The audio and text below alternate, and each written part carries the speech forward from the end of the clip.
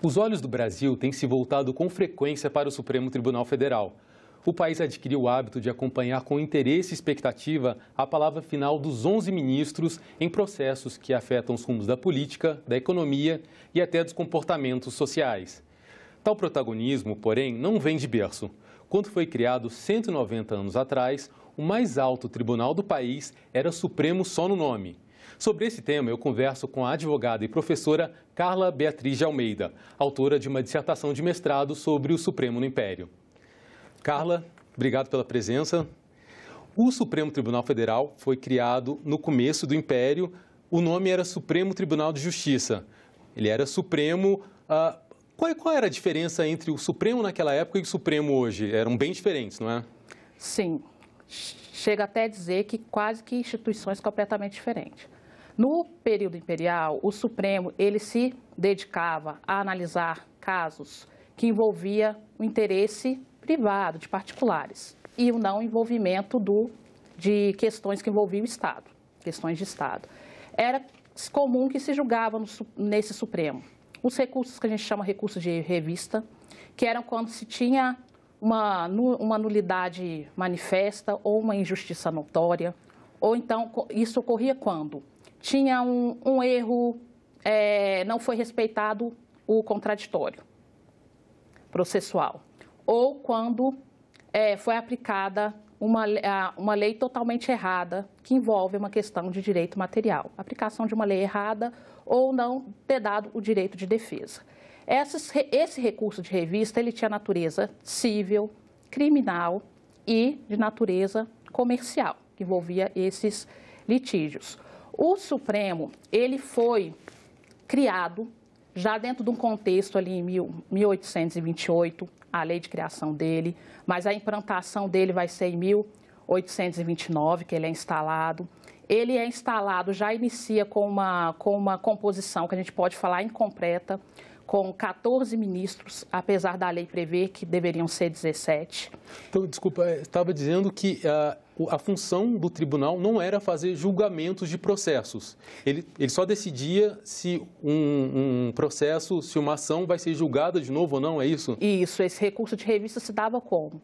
O Supremo ele analisava, via recurso, as decisões dos tribunais da relação, que nessa época a gente tinha 4, Maranhão, Pernambuco, o Rio de Janeiro e na Bahia. Que era a segunda instância, o Tribunal da Relação. Que era a segunda instância. Quando um processo ele era julgado na segunda instância, as pessoas poderiam entrar com recurso nesse Supremo. Nesse Supremo, o que ocorria com esse recurso? Os ministros diziam se você tinha direito a uma revisão do seu processo ou não. Se não, terminava ali. Se sim, eles encaminhavam novamente esse processo para um tribunal da relação diferente do de origem. Então, se um processo veio um recurso de revista oriundo de uma relação da Bahia, os ministros entendiam que você tinha direito a uma revisão do seu processo, eles iam mandar para as demais 3 relações, possivelmente. Então, ele não dava um parecer final nesse conflito de cunho particular. Quem acabava dando uma decisão final era sempre os tribunais da relação, que são tribunais de segunda instância. Quer dizer que, ao contrário de hoje, em que existia a instância superior ou as instâncias superiores, naquela época não. A instância máxima era a segunda instância. Acabava sendo a segunda instância. Então, quer dizer que o Supremo, pode-se dizer que ele tinha um poder esvaziado, já que ele não tinha capacidade de fazer o julgamento propriamente dito? Sim, a gente pode falar que ele tinha uns poderes esvaziados, isso decorre do quê? Da própria conjuntura constitucional na época.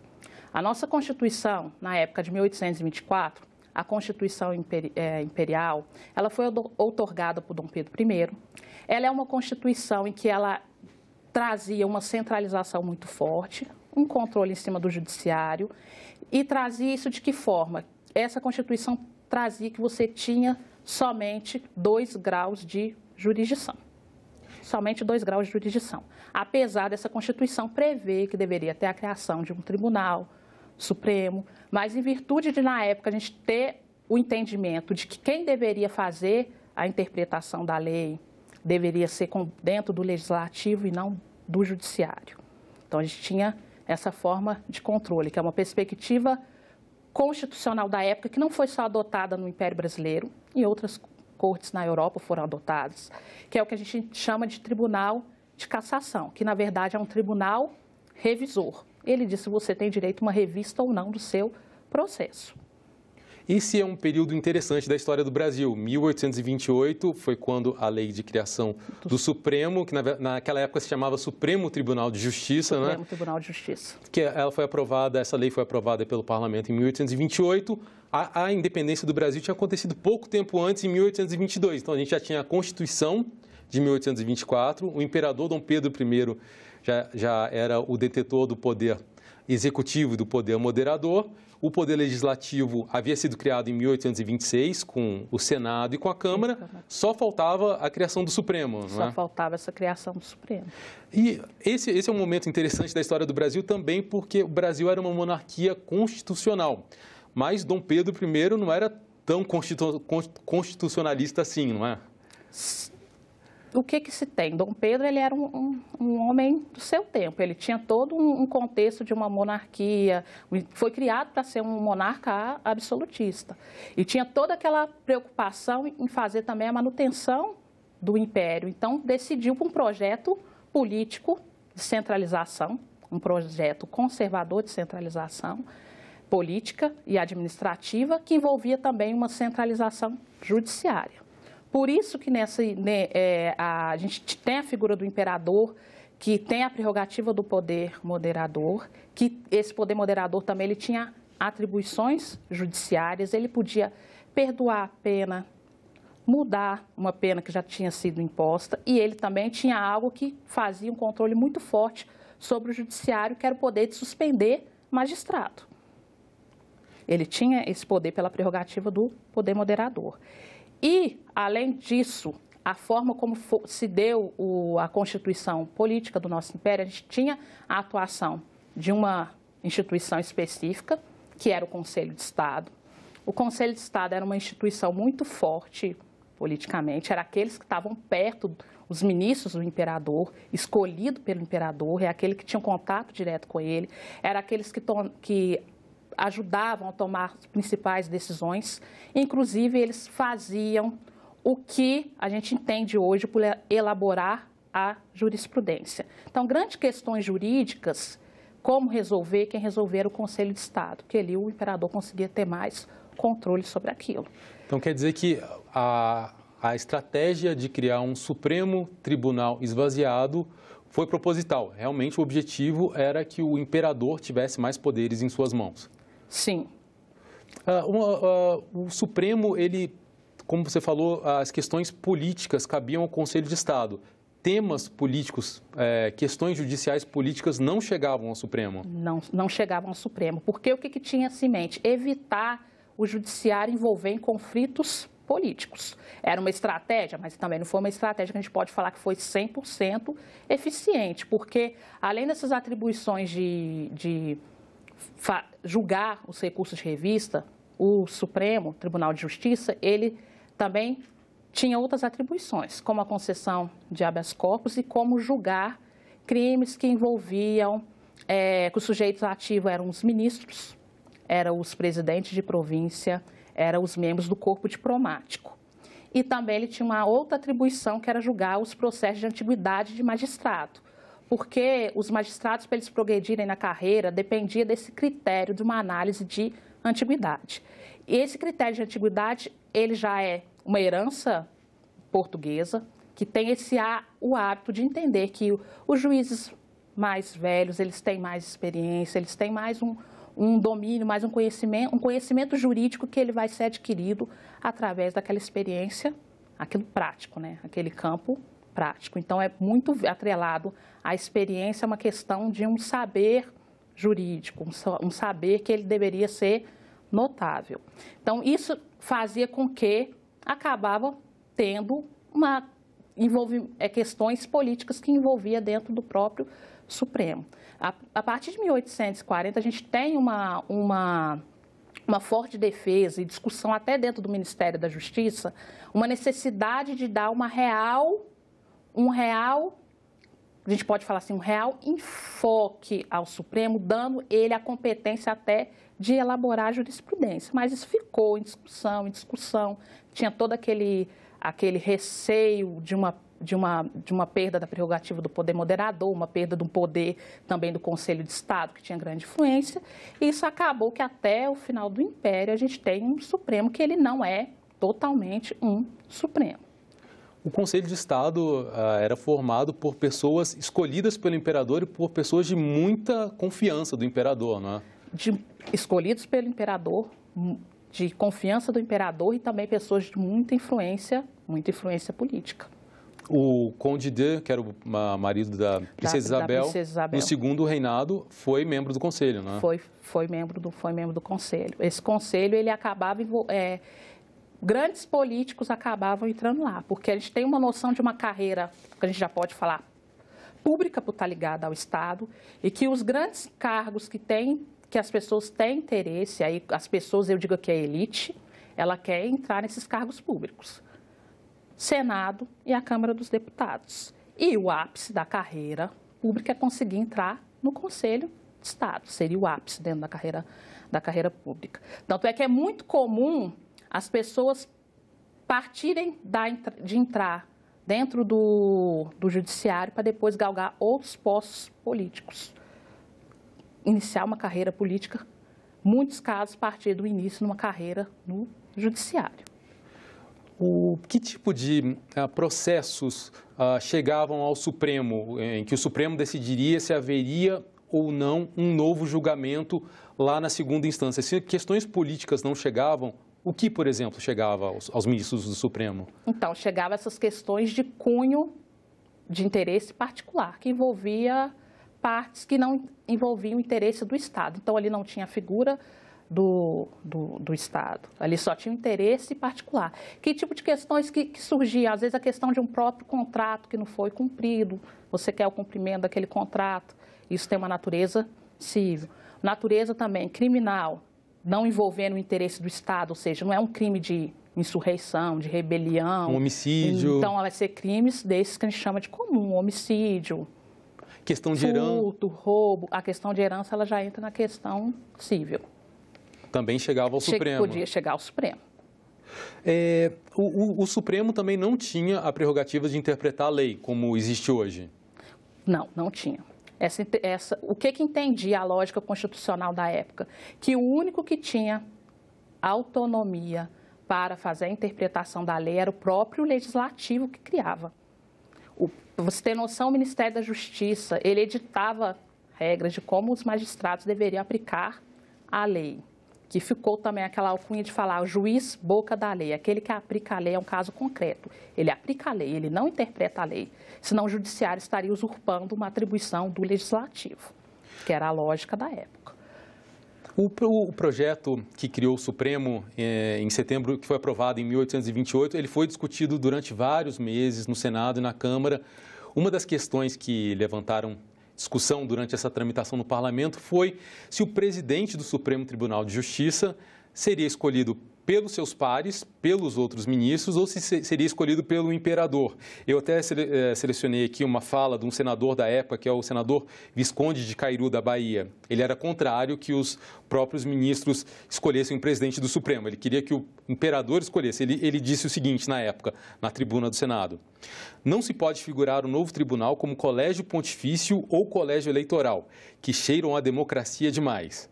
Além disso, é de experiência que o presidente de nomeação do monarca, do imperador, infunde superior respeito e previne alterações e indecências que às vezes se experimentam. Quer dizer, essa escolha do presidente do Supremo pelo imperador também entra nessa estratégia de Dom Pedro I centralizar tudo nas mãos dele. De fazer um controle. Até porque na época se tinha o quê? Ao monarca, ao rei, ele é responsável por todo o seu povo. E ele é responsável também pela questão da justiça. Então, aí o que a gente tem é um regime monárquico que foi centralizado, que se tornou, que sedimentou esse império, que foi o primeiro que conseguiu fazer o segundo reinado com Dom Pedro II. Então, a gente tem a preocupação na discussão dentro do Senado em torno desse projeto, é o que temos que, é um embate, temos que criar um judiciário para dar conta dessas causas todas que tem aqui dentro do território, mas também não podemos criar algo excessivamente independente que não é de acordo com que, como ele fala, é mais de acordo com o regime democrático, um regime republicano, que por mais que a gente vivesse uma monarquia, já se tinha ideias dessa questão de uma possibilidade de regime republicano, então tinha toda uma precaução. Então a gente pode dizer que a gente adotou um tipo de administração da justiça prudencial, com base na prudência, aquilo que atendia ao melhor interesse de manutenção também do Império. E acabou funcionando, porque o Império se manteve inteiro, não foi fragmentado, não virou vários países, não virou uma república naquela época, né? Sim. E para manter esse império não se fragmentar, esse controle do judiciário, ele foi uma estratégia pensada na época, uma estratégia que deu certo e que também teve outras experiências também nesse sentido. A gente tira atribuições do judiciário e passa para o executivo, e naquela época ainda o executivo tinha a figura do poder moderador para fazer um maior controle, é um Estado centralizado. A senhora citou no começo aqui da nossa conversa que o Supremo foi criado, a lei previa que o Supremo Tribunal de Justiça teria 17 ministros, mas a primeira composição teve apenas 14, ou seja, 3 assentos ficaram vagos. O que aconteceu? Não havia juízes suficientes nas relações? Por que ficaram vagos esses 3 assentos? Juízes até havia, mas o que tinham interesse? Muitos preferiam estar atuando nesses tribunais da relação, porque eles tinham ali o maior interferência. Era um tribunal que a gente pode falar que ele tinha mais prestígio que o Supremo.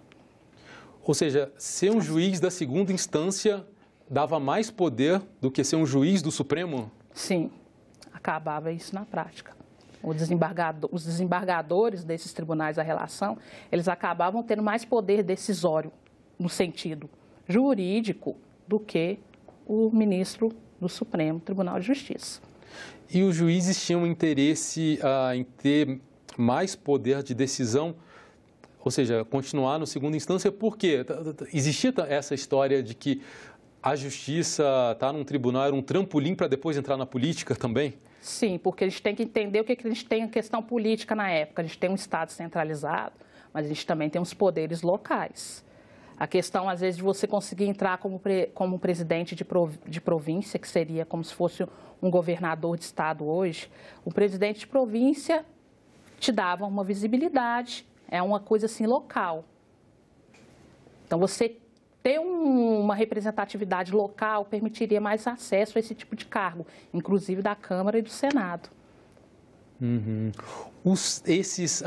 Todos os primeiros ministros do Supremo Tribunal de Justiça foram formados na Universidade de Coimbra, em Portugal. Bom, isso eu imagino que essa não é coincidência. O Brasil, até pouco tempo antes, era uma colônia portuguesa. Mas, além disso, tinha algum outro motivo para todo mundo ser formado na Universidade de Coimbra? Primeiro motivo, a gente tinha a coroa portuguesa, ela fazia um controle ideológico aqui na colônia, não permitiu a criação de universidades aqui. A gente só foi criar universidades e cursos de direito aqui posteriormente, a vinda da família real, quando precisou dar uma estruturada aqui no território que agora ele seria corte. Então, e a própria questão da elite, ela tinha o interesse em formar os filhos na Universidade de Coimbra, por conta do prestígio. E somada ao quê? Ser ministro do Supremo Tribunal, ser desembargador de segunda instância, requeria aquele critério de antiguidade. Até por uma questão cronológica, esses ministros deveriam já ter sido formados, ter concluído o curso com uma antecedência, já entravam nessa carreira já com uma idade avançada. A gente teve casos de ministros que entraram com 61 anos. Então, para eles já terem isso, eles teriam que ter sido formados na Universidade de Coimbra, que era o centro de formação, não só de Portugal, mas a gente pode falar do Império Português como um todo. Ou seja, Portugal não admitia que houvesse faculdades aqui no Brasil por questão de dominação. É mais fácil dominar uma colônia que não tenha cabeças pensantes, que não tenha faculdade. Também isso, uma questão de um controle, de fazer esse controle ideológico aqui. E é uma forma de controle. As primeiras faculdades são mais ou menos da época da criação do Supremo Tribunal de Justiça, não é? Olinda... Sim, vai ser em Olinda e em São Paulo. Mas aí até você criar a faculdade, você cria por um processo legislativo. Até esse processo legislativo, você implementar essa lei, já vai um tempo. Até as pessoas formarem nesses cursos, já vai um outro tempo. Então já não teria como ter a formação de ministros naquela época da implantação e ainda um tempo ainda subsequente que tivessem sido formados aqui, por uma incompatibilidade cronológica. O Supremo foi criado por essa lei de setembro de 1828, teve a primeira reunião em janeiro de 1829, alguns meses depois. Ali, quando ele efetivamente começa a funcionar, o Supremo, a gente já vê alguns sinais de falta de prestígio. Dom Pedro I, por exemplo, não participou da cerimônia de criação, ao contrário do Parlamento. Ele participou da cerimônia de fundação do Parlamento Brasileiro, em 1826. E o Supremo também não tinha um prédio próprio, ele ganhou um prédio emprestado do Senado da Câmara, que era uma espécie de Câmara... um prédio provisório, depois que se passou para o prédio onde funcionava o Tribunal da Relação do Rio de Janeiro, que era a corte na época. Ou seja, isso também era sinal de falta de prestígio desse novo Supremo? Também, de certa forma, podemos falar que sim. Não teve uma preocupação de fazer um estrutural, uma pompa em cima desse tribunal que estava sendo criado. E, bom, o Supremo hoje tem muito protagonismo, os ministros, os 11 ministros, eles interpretam a lei, eles efetivamente fazem julgamentos, os recursos chegam ao Supremo, é muito diferente do que era no Império. Em que momento da história isso acontece? Durante o Império isso não aconteceu. Isso acontece já na virada da República ou não? É preciso algum tempo? Primeiramente, a gente pode falar que o Supremo Tribunal Federal que a gente tem hoje, como cúpula do Judiciário que é e cúpula do Judiciário que exerce, com todo o seu protagonismo, vai se dar todo um contexto, um processo histórico. Primeiro, quando termina o Império, a gente vai iniciar a República. Quando inicia a República, a gente tem um decreto 848 de 1890, que foi feito pelo o Marechal Deodoro da Fonseca, que nesse decreto ele cria o Supremo Tribunal Federal. Muda o nome. Muda o nome e a gente pode falar que é uma outra instituição com outras competências. Já vai ter uma noção de que a gente tem que criar um tribunal que vai ter que fazer o controle de constitucionalidade. Mas isso não é de um dia para a noite. O primeiro marco legislativo que a gente vai ter, aí já vai ser, vamos pegar a Constituição de 1946, Constituição Federal, que traz a questão do Supremo Tribunal Federal poder fazer a declaração de inconstitucionalidade. Então, a primeira vez que traz a questão do controle de constitucionalidade a cargo do Supremo Tribunal Federal. Isso, dando prosseguimento, a gente vai ter essa ampliação, essa sedimentação do poder do Supremo Tribunal Federal que a gente tem hoje, sedimentado com a Constituição de 88, que é um outro marco. A atual Constituição. Que é a nossa atual Constituição. E, posteriormente, também com a própria Emenda Constitucional 45, que ela traz a questão do Supremo editar também as súmulas, que a gente entende como súmula vinculante, que é aquela súmula que ela tem força de lei, que ela decorre do quê? De tanto o Supremo ter que se posicionar de um assunto de natureza constitucional, ele já vai lá e edita, como a súmula vinculante é uma norma, que ela é uma norma, podemos colocar entre aspas, que é editada pelo Supremo. Então, é como se o Judiciário, com a súmula vinculante, ele tivesse, entre aspas, legislando. Hoje a gente tem um controle de constitucionalidade, que ele se dá de duas formas. O que a gente chama de controle difuso, que é feito por qualquer juiz, e o que interessa aqui, no caso, o controle de constitucionalidade abstrato, que ele é feito pelo Supremo Tribunal Federal. Esse controle de constitucionalidade abstrato, que a gente chama de concentrado, ele vai se dar somente a cargo exclusivamente do Supremo Tribunal Federal. Então, tem uma possibilidade de uma lei que ela é considerada inconstitucional, a lei, assim, em tese, analisar se a lei é inconstitucional, ela fica a cargo do Supremo. Essa ideia de um controle de constitucionalidade a cargo de um tribunal autêntico e intérprete vai vir com a lógica já de uma lógica de uma república, de um Estado democrático. Ou seja, é uma coisa bem mais recente, né? É uma coisa bem mais recente. Professora Carla Beatriz, nosso tempo se esgotou. Muito obrigado pela sua presença, muito obrigado pela entrevista. Bom, para rever, copiar ou repassar o link desse programa, acesse senado.leg.br/TV ou o canal da TV Senado no YouTube. Se você quiser fazer algum comentário, crítica ou sugestão, telefone de graça para o telefone 0800 61 2211. Obrigado pela atenção e até o próximo Cidadania.